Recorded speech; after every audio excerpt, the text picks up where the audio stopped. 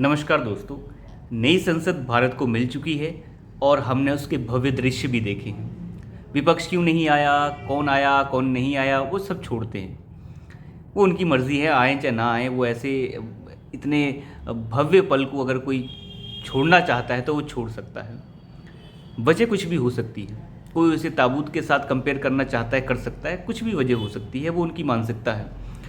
परंतु इस संसद से हम एक दूरगामी चित्र को देख सकते हैं जो अभी से ही दिखने लग गया है।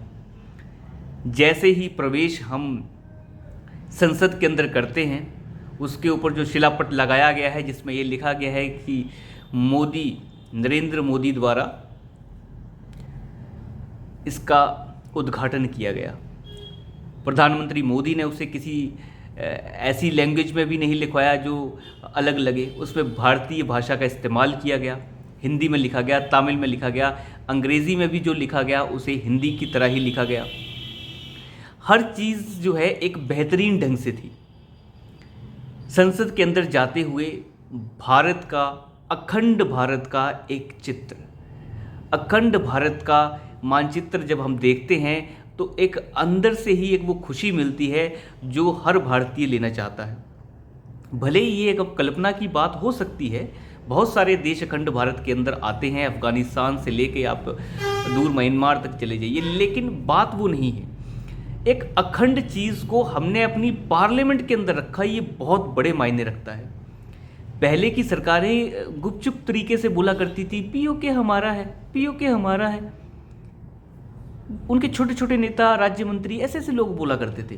परंतु आज हम संसद के अंदर बोलते हैं कि नहीं, ये हिस्सा हमारा है।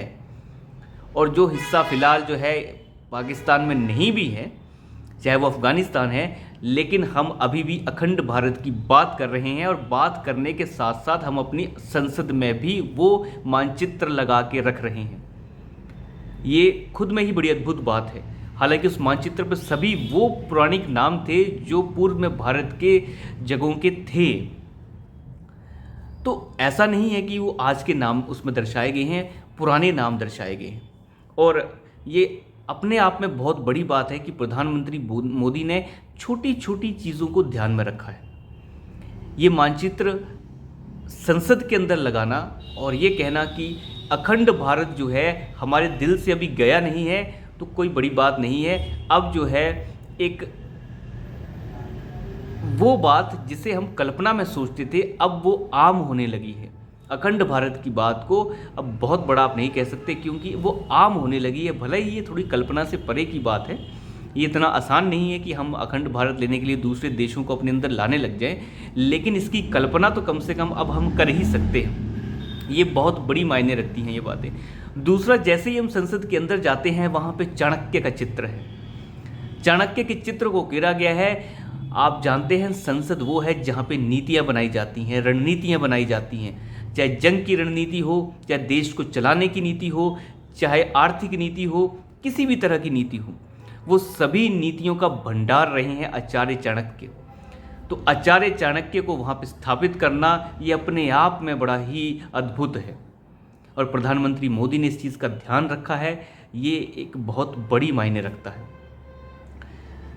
संसद के उद्घाटन के दौरान सर्वधर्म जो है प्रार्थना करवाना, सभी धर्मगुरु आके प्रार्थना करते हैं और प्रार्थना करके हिंदू, मुस्लिम, सिख, बौद्ध सभी गुरुओं ने आके प्रार्थना की, जिस प्रार्थना को देख के लिब्रांडू गैंग अंदर से ही जल भुन गया।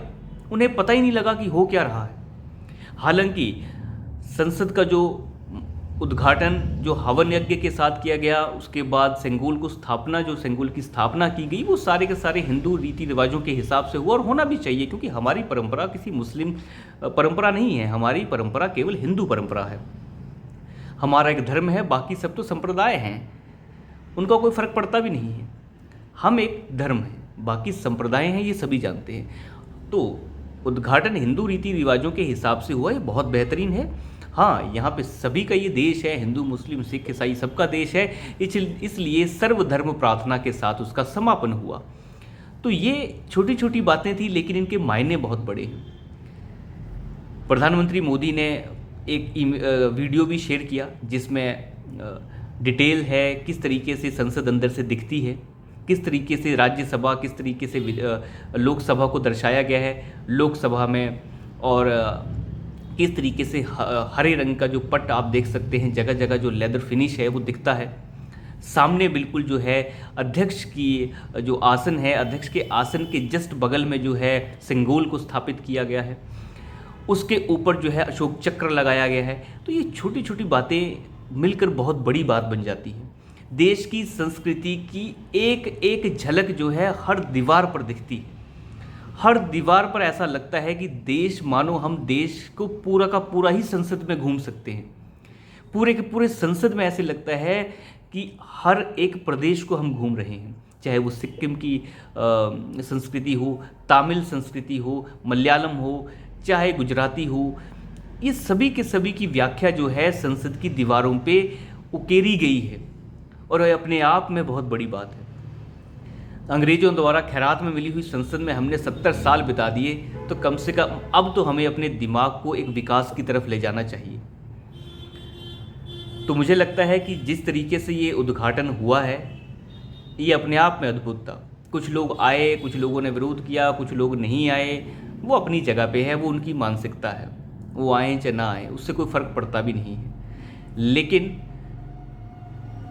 इस वक्त को पीछे छोड़कर आगे बढ़ जाना और ये कहना कि नहीं, हम इसलिए नहीं आए कि राष्ट्रपति की बेइज्जती थी, उन्हें भी पता है कुछ बेइज्जती नहीं थी, लेकिन बात यह है कि अपने अंतर्मन के विरोध और पार्टी के विरोध के चलते देश का विरोध कब करने पे ये उतर जाते हैं, इन्हें अंदाज़ा ही नहीं होता।